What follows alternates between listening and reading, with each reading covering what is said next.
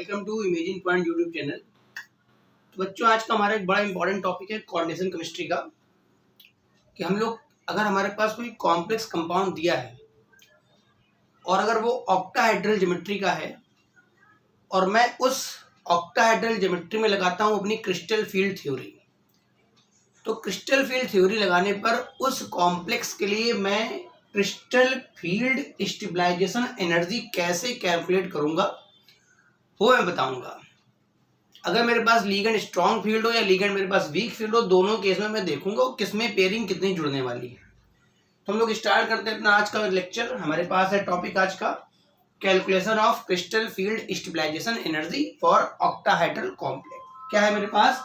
अगर मेरे पास कोई ऑक्टाहेड्रल कॉम्प्लेक्स होता है, ऐसा कॉम्प्लेक्स जिसमें मेटल पे आपके 6 लीगेंड लगे होते हैं। अगर मेरे पास कोई कॉम्प्लेक्स है जिसमें मेरे पास मेटल पे 6 लिगेंड लगे हैं, सारी बॉन्ड लेंथ इक्वल है, मतलब जितनी बॉन्ड लेंथ ये है उतनी बॉन्ड लेंथ ये है, उतनी बॉन्ड लेंथ ये है, उतनी बॉन्ड लेंथ ये है, उतनी ये। अगर ऐसा कोई कॉम्प्लेक्स है जिसमें 6 लिगेंड लगे हों और सारी बॉन्ड लेंथ इक्वल हों, तो ऐसे कॉम्प्लेक्स को हम लोग बोलते हैं ऑक्टाहेड्रल कॉम्प्लेक्स। ठीक है, तो इसके लिए पहले हम लोग को थोड़ा सा क्रिस्टल फील्ड थ्योरी देखना पड़ेगा। क्रिस्टल फील्ड थ्योरी के अकॉर्डिंग आप थोड़ा सा पढ़ के बैठे होंगे। क्रिस्टल फील्ड सीएफटी क्या है, सीएफटी आती होगी तो आप कैलकुलेशन सीख जाएंगे। ठीक है, तो मेरे पास है क्या, मेरे को पता है कि मेरे पास एक मेटल आयन होता है M+N लिख लिया। और अगर मेरे पास ऑक्टाहेड्रल कॉम्प्लेक्स है, मेरे पास ऑक्टाहेड्रल कॉम्प्लेक्स है तो उसमें मेरे पास 6 लिगेंड इस तरह से अप्रोच करते हैं। ठीक है, 6 लिगेंड जिन पे मैं निगेटिव मान रहा हूं और 6 लिगेंड इस तरह से अप्रोच करते हैं, मतलब मेटल आयन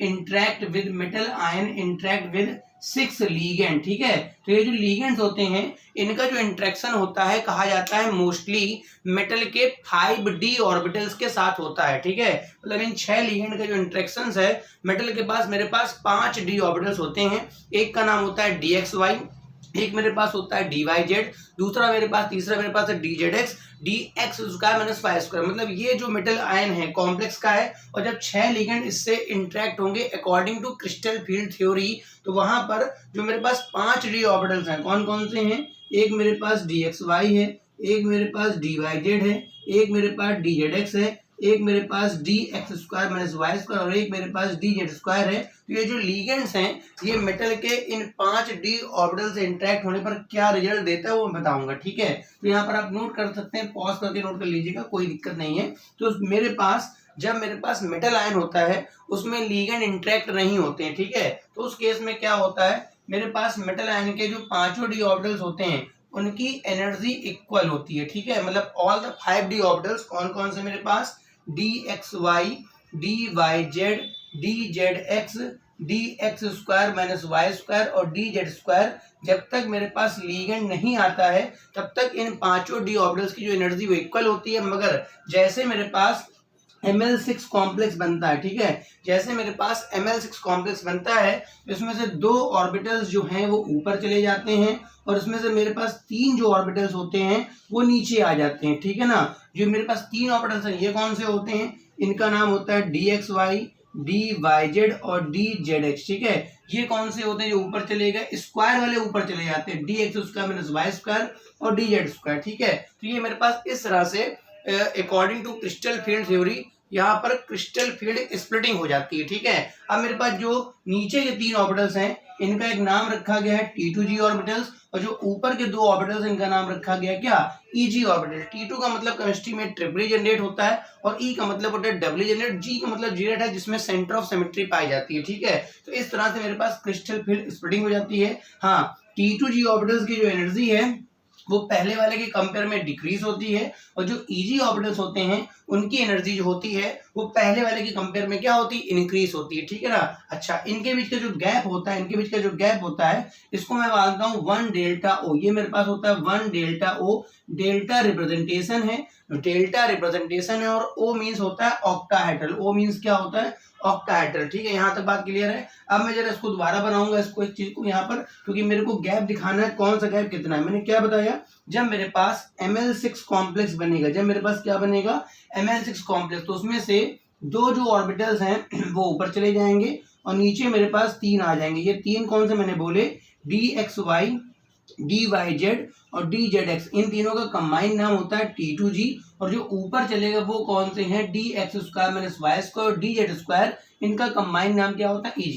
अब इनके बीच का जो गैप है, तो ये जो बैरी सेंटर है, इनिशियल सेंटर, इससे जो ऊपर वाला गैप है, जो ऊपर वाला गैप है, ये जो गैप मेरे पास है, ये हो जो कि प्लस का होगा, नीचे वाला गैप क्या होगा, माइनस का होगा। मतलब मेरे पास जो नीचे जो ऑर्बिटल्स हैं वो T2G वाले, उनका ध्यान रखें, ये गैप कम होता है और ये जो गैप होता है थोड़ा ज्यादा होता है, ठीक है। मतलब जो नीचे वाले ऑर्बिटल्स हैं इनका गैप कम देखा गया है और जो ऊपर वाला गैप है उसको थोड़ा ज्यादा। अब ये गैप कितना होता है, तो जो नीचे वाला गैप होता है माइनस का 0.6 डेल्टा ओ, ये वैल्यू मेरे पास आती है, ठीक है।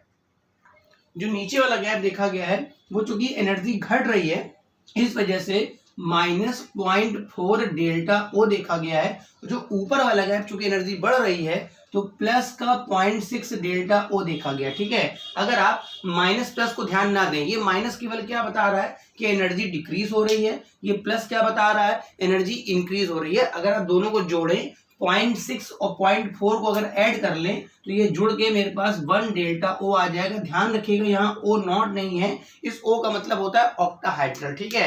कुल मिला के जो मेरे पास नीचे के जो तीनों ऑर्बिटल्स होते हैं वो -0.4 डेल्टा ओ के साथ स्टेबलाइज हो रहे हैं। क्यों स्टेबलाइज हो रहे हैं, क्योंकि इनकी एनर्जी घट रही है।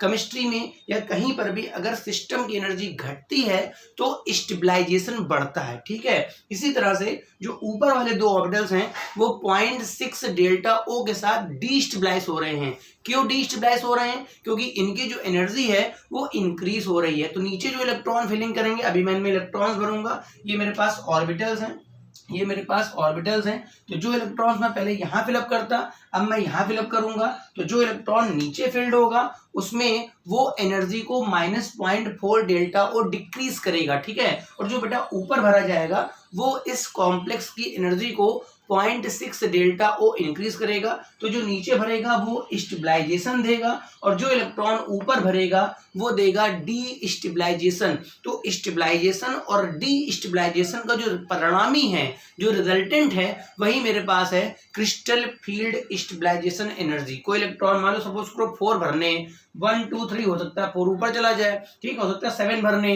1 2 3 4 5 6 7। तो जो नीचे इलेक्ट्रॉन भरे, भाई 10 भर सकते हैं ना डी में, तो जो नीचे भरे जाएंगे वो कॉम्प्लेक्स को -0.4 डेल्टा ओ के साथ स्टेबलाइज करेगा और जो ऊपर भरा जाएगा वो कॉम्प्लेक्स को 0.6 डेल्टा ओ के साथ क्या करेगा, डीस्टेबलाइज करेगा। यहां तक आप नोट कर लीजिए, बन गया होगा, पास बन गया होगा। जी मत समझ, जी तुम्हारे मतलब का नहीं है, जी का मतलब जीरेट होता है जहां सेंटर ऑफ सिमेट्री होती है, ठीक है। आ जाओ आ जाओ। अब यहाँ पर हम लोग क्या करेंगे बेटा, हम लोग कैलकुलेट करेंगे CFSE। तो CFSE कैलकुलेट करने के पहले मेरे को एक पॉइंट पहले देखना है कि जो गैप है, ये गैप है, ये मोस्टली कई बातों पर डिपेंड करता है, मगर जो मेन बात है वो लीगेंड किस तरह का है। तो मेरे पास जो लीगेंड मैं मानता हूँ, ये मेरे पास 2 प्रकार के लीगेंड्स को मोस्टली मान लेता हूँ। एक मानता हूँ स्ट्रॉन्ग फील्ड लीगेंड, एक मानता हूँ स्ट्रॉन्ग फील्ड लीगेंड, और दूसरा मैं मानता हूँ मोस्टली वीक फील्ड लीगेंड। मैं मानता हूँ वीक फील्ड, जैसे मान लो मेरे पास स्ट्रॉन्ग फील्ड के आप 4-5 एग्जांपल ध्यान रखें।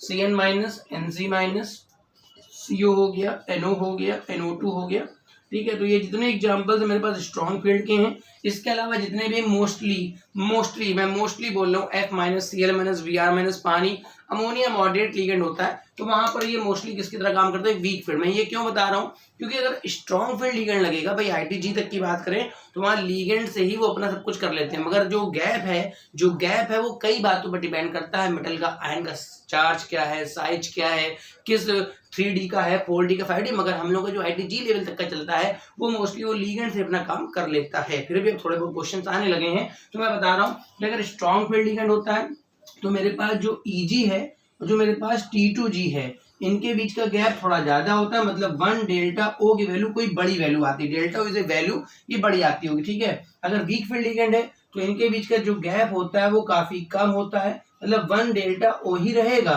मगर इस डेल्टा ओ की वैल्यू मेरे पास क्या होगी, कम होगी। जैसे मान लो किसी कॉम्प्लेक्स के लिए डेल्टा जो ओ जो है वो 1000 सेंटीमीटर इनवर्स है, किसी कॉम्प्लेक्स के लिए डेल्टा ओ है 25,000 सेंटीमीटर इनवर्स है, तो भैया सीधी बात है तो दोनों डेल्टा ओ, अगर उसकी वैल्यू कितनी है, तो अगर मेरे पास वीक फील्ड लिगेंड होता है, वीक फील्ड लिगेंड, तो ये गैप कम देखा गया है, और अगर मेरे पास स्ट्रॉन्ग फील्ड लिगेंड तो ये गैप ज्यादा देखा गया। तो हम लोग पहले हम लोग वीक फील्ड के लिए फिलअप कर लेंगे। आज हम लोग जो सीखेंगे वो वीक फील्ड के लिए हम लोग फिलअप कर लेंगे, ठीक है भाई। तो देखो भाई वीक फील्ड के लिए क्या करना है मेरे पास, अगर मेरे पास वीक फील्ड लिगेंड है तो वीक फील्ड लिगेंड में पहले मैं D1 सिस्टम की CFSE निकालूंगा। क्या निकालूंगा, D1 सिस्टम की क्या निकालूंगा, CFSE, ठीक है। तो D1 का निकालना है, मेरे पास ऊपर 2 ऑर्बिटल्स है, नीचे 3 है, मैं डब्बे नहीं बनाऊंगा, लाइन ड्रा करूंगा। तो ये T2G ऑर्बिटल है और ये EG है, ठीक है। आपको एक इलेक्ट्रॉन भरना है, कितना इलेक्ट्रॉन भरना है, एक इलेक्ट्रॉन। तो भाई एक इलेक्ट्रॉन तो पहले आप लोएस्ट एनर्जी में भरेंगे ना।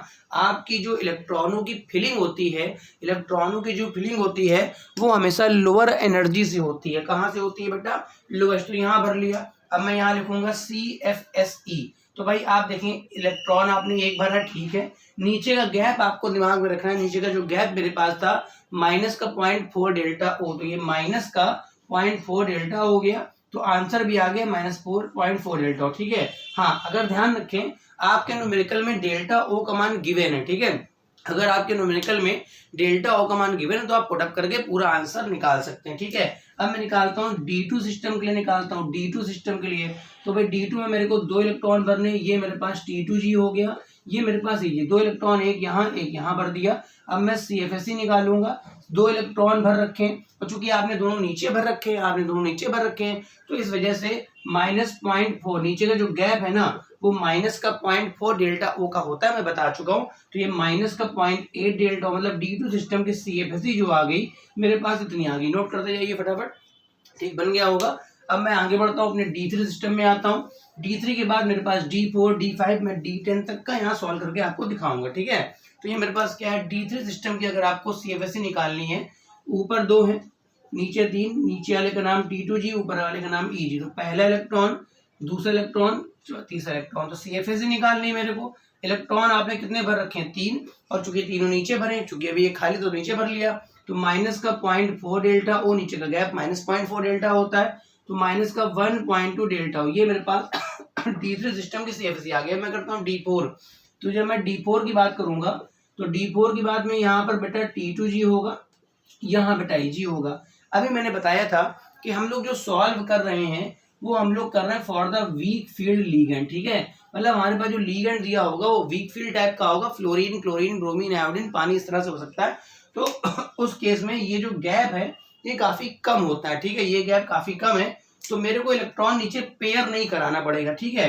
मैं पहला यहाँ भरूंगा, दूसरा यहाँ भरूंगा, तीसरा। अगर मैं पेयर कराऊंगा, अगर मैं इलेक्ट्रॉन को पेयर कराऊंगा तो उसको पेयर कराने में ज्यादा एनर्जी लगेगी, क्योंकि ये गैप कम है। तो इससे अच्छा मैं ऊपर ले जाऊं। ये हो सकता है भाई कि इस गैप की वैल्यू मान लो 10 जूल है, मान लो इस गैप की वैल्यू 10 जूल है, और इलेक्ट्रॉन पेयर करने में रिपल्सन मारेगा, तो उसको रिपल कराने में मेरी लग रही 25 जूल। तो भाई आप वही काम करेंगे जहां पे एनर्जी आपकी क्या लगेगी, कम लगेगी। तो इस केस में अगर वीक फील्ड लिगेंड वाला केस चल रहा है तो आप इलेक्ट्रॉन ऊपर भर देंगे। इलेक्ट्रॉन जब आप ऊपर भर देंगे ना तो सीधी सी बात है ये अनपेयर्ड सब बने रहेंगे। तो इसकी केस की CFSE क्या आएगी, मेरे पास नीचे मेरे पास इलेक्ट्रॉन 3 है, नीचे मेरे पास 3 है, इंटू -0.4 डेल्टा ओ। भाई देखो एक ऊपर भी तो भर गया है, तो प्लस लगाओ, ऊपर एक भरा है, ऊपर का गैप कितना है 0.6 डेल्टा ओ प्लस का था, तो ये मेरे पास -1.2 डेल्टा ओ प्लस का 0.6 डेल्टा ओ। इनको सॉल्व कर लीजिए, घटा लीजिए, माइनस का 0.6 डेल्टा ओ। ये मेरे पास D4 सिस्टम की CFSE आ गई, बना लीजिए फटाक से। ठीक भाई, हो गया। अब मैं सॉल्व करूंगा D5 सिस्टम। D5 सिस्टम की CFSE इस केस में 0 आती है, मैं करके दिखा रहा हूँ अभी। अगर मेरे पास D5 सिस्टम है, अगर मेरे पास D5 सिस्टम है, D5, तो भाई ऊपर 2, नीचे 3, इसका नाम T2G है, इसका नाम क्या है, EG है। 5 भरना है, 1 2 3। ये गैप ऑलरेडी कम ही रहेगा, क्योंकि मैं ऑलरेडी वीक फील्ड सॉल्व कर रहा हूँ, यहाँ पर ऑलरेडी गैप कम है। अगर आप इलेक्ट्रॉन को पेयर कराएंगे तो ज्यादा एनर्जी खर्च जाएगी, पेयरिंग ज्यादा देनी पड़ेगी, तो मैं ऊपर ले जाऊंगा। तो मैं 5 इलेक्ट्रॉन 2 में 2 यहाँ पर लिए, अब मेरे को निकालना है CFSE, तो 3 भाई नीचे हैं तो माइनस का 0.4 डेल्टा ओ प्लस के 2 ऊपर हो गए, ऊपर का गैप कितना होता है 0.6 डेल्टा ओ, तो ये मेरे पास माइनस का 1.2 डेल्टा ओ और प्लस का 1.2 डेल्टा ओ, तो सॉल्व होके मेरे पास कट के वैल्यू कितनी आ गई 0 बनाए फटाफट। ये भाई मेरे पास सॉल्व हो गया D5 की CFSE। अब D6 के बाद जो होता है D6 से वो रिपीटेशन मारता है, मतलब जो मेरे पास D1 सिस्टम की CFSE आएगी, D1 सिस्टम की जो आई थी मतलब है ना, वही D6 की आएगी। करके देख लेते हैं, तो मैं D6 निकाल देता हूँ। D6 6 भरने, ये गैप ऑलरेडी मेरे पास कम है, ये गैप ऑलरेडी मेरे पास कम है, चूंकि आपने पेयर नहीं कराया तो पेयरिंग नहीं ऐड होगी, ठीक है। अब यहाँ से तो पेयर करना ही पड़ेगा, 1 2 3 4 5, अब तो कोई ऑप्शन आपके पास है नहीं, अब तो पेयर करेंगे, मगर वो तो पेयरिंग का रूल ही है, तो पेयर हो ही जाएगा, यहाँ पेयरिंग ऐड नहीं होगी, ठीक है। तो मैं इसको CFSE निकालता हूँ। तो भाई नीचे कितने इलेक्ट्रॉन भरे हैं आपने, 4 भरे हैं, नीचे का गैप कितना है -0.4 डेल्टा ओ, प्लस ऊपर कितने भरे हैं 2 भरे हैं, ऊपर का गैप कितना है 0.6 डेल्टा ओ, इसको गुणा कर लो, माइनस का 1.6 डेल्टा ओ प्लस का 1.2 डेल्टा ओ, आप सॉल्व कर लें, माइनस का 0.4 डेल्टा ओ। आप अपने काम करें कि D1 सिस्टम की CFSE चेक कर लें। क्या चेक कर लें आप, D1 सिस्टम की क्या चेक कर लें, CFSE चेक कर लें। तो जो D1 की आएगी वही D6 की आएगी, जो मेरे पास D2 की आएगी वही D7। अब D7 में आप क्या करेंगे, अगला इलेक्ट्रॉन यहाँ भर देंगे, जब यहाँ भरेंगे तो नीचे 5 का मल्टीप्लाई -0.4 से हो जाएगा, ऊपर 2 का 0.6 से हो जाएगा। जब आप D8 की सॉल्व करेंगे तो नीचे 3 ऊपर 2 हो जाएंगे, तो नीचे 6 का मल्टीप्लाई -0.4 से होगा। मैं कहना चाहता हूँ कि आप जब करेंगे तो D1 की मैच करती है D6 से, D2 की मैच करेगी भाई किससे, आप मैच करते हैं D2 की मैच करेगी D7 से, D3 की मैच करेगी आपकी D8 से, इस तरह से आपकी मैचिंग चलती रहेगी। अब इसको नोट कर लीजिए, मैं बताता हूँ फटाफट। अगर मेरे पास स्ट्रॉन्ग फील्ड लिगेंड लग जाएगा तो उस केस में आप CFSE किस तरह से कैलकुलेट करेंगे, ठीक है भाई। अगर हमारे पास लिगेंड स्ट्रॉन्ग फील्ड होगा तो पहली बात तो जो मेरे पास T2G है और जो मेरे पास EG है, इनके बीच का गैप यानी कि जो 1 डेल्टा ओ की वैल्यू आती है काफी बड़ी आती है, ठीक है। तो अब की बार आप पहला तो यही भरेंगे, कोई प्रॉब्लम नहीं है, दूसरा भी यही भरेंगे, तीसरा भी यही भरेंगे, मगर जब चौथा भरना होगा तो चौथा या तो ऊपर ले जाएं।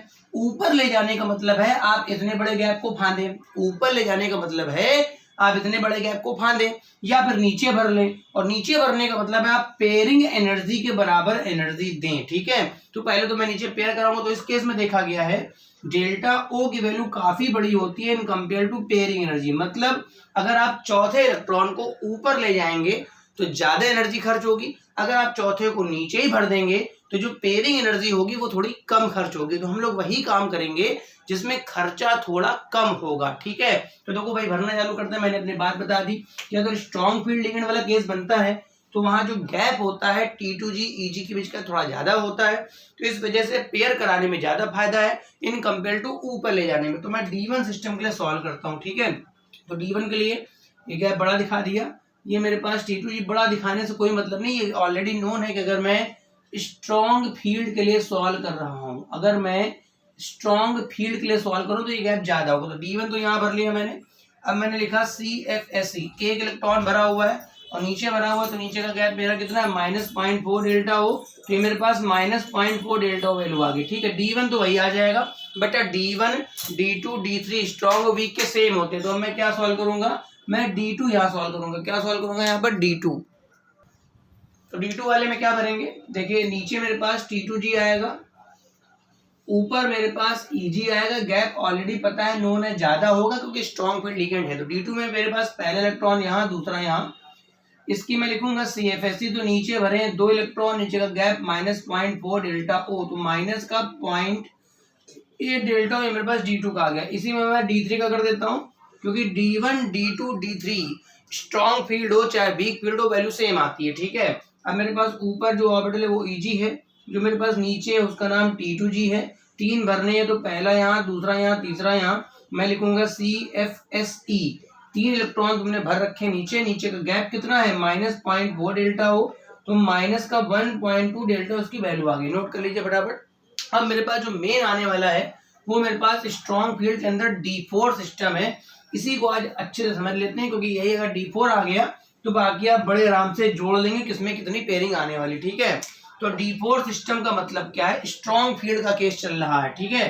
तो ये मेरे पास ये हो गया T2G, तो ये मेरे पास Eg, देखो भाई पहला यहाँ, दूसरा यहाँ, तीसरा। मैंने कहा कि यहाँ पर ऑलरेडी जो डेल्टा O की वैल्यू होती काफी बड़ी होती है, तो इसको फांदना काफी मुश्किल काम है। इससे अच्छा होता है हम इसमें पेयरिंग करा दें। क्या करा दें? पेयरिंग। तो एक जबरदस्ती की पेयरिंग हो रही है, क्योंकि आपने अगर d ऑर्बिटल्स में 4 इलेक्ट्रॉन भरने, अगर आपने d ऑर्बिटल्स में 4 इलेक्ट्रॉन भरने, तो पहला भी अनपेयर्ड होता है, दूसरा भी अनपेयर्ड होता है, तीसरा भी अनपेयर्ड होता है, चौथा भी अनपेयर्ड होता है। मगर भाई यहाँ पे चौथा पेयर्ड होने जा रहा है, क्योंकि यहाँ पर चारों अनपेयर्ड होते हैं सिंपल केस में, तो यहाँ चौथा पेयर्ड होने जा रहा है। इस वजह से आप पेयरिंग एनर्जी ऐड करेंगे। ठीक है, कुल मिला के आप सिंपल सिस्टम और अपने इस सिस्टम में चेक कर लेंगे कितने पेयर का डिफरेंस। जैसे यहाँ पर एक भी पेयर नहीं है सिंपल में, मगर यहाँ एक पेयर आ गया है, तो आप एक पेयरिंग एनर्जी लास्ट में ऐड करेंगे। मतलब इसकी CFSE कैसे निकलेगी? इलेक्ट्रॉन नीचे कितने भरे? 4, तो 4 इंटू -0.4 डेल्टा O प्लस, आप देखिए सिंपल अगर आप D4 भरते हैं तो वहां कोई पेयर नहीं है, तो यहाँ जबरदस्ती का एक पेयर आ गया, क्योंकि गैप ज्यादा था, तो प्लस का आप 1p करेंगे, तो माइनस का 1.6 डेल्टा O प्लस का 1p। यहाँ तक बात क्लियर है? आप अपने सिंपल सिस्टम से इस सिस्टम को मैच कराएंगे, जितने पेयर का डिफरेंस होगा आप उतने पेयर यहाँ ऐड करेंगे। अगर मान लो सिंपल सिस्टम में 2 पेयर आ रहे हैं और यहाँ भी 2 पेयर आ रहे हैं, मतलब नॉर्मल चीज है। अगर देखिए यहाँ सिंपल सिस्टम में एक भी पेयर नहीं है, मगर आपने जो भरा उसमें पेयर आ गया, तो डिफरेंस है ना एक पेयर का, तो इस वजह से आप p ऐड करेंगे। यहाँ बनाइए फटाफट, बन गया। अब मैं D5 सिस्टम भरता हूँ। D5 सिस्टम देख लेते हैं मेरे पास क्या है। मेरे पास D5 सिस्टम क्या है? D5 का मतलब क्या है भाई? 5 भरने हैं, तो ऊपर 2 है, नीचे 3 है, T2G ऑर्बिटल, ये मेरे पास Eg। तो पहला यहाँ, दूसरा यहाँ, तीसरा, चूंकि गैप ज्यादा है तो चौथा यहाँ, पांचवा भी यहीं भरूंगे। पहले सब नीचे भर लिए जाएंगे। ठीक है, तो CFSE निकालनी। पहले मैं देखता हूँ यहाँ कितना पेयर एक्स्ट्रा ऐड होगा।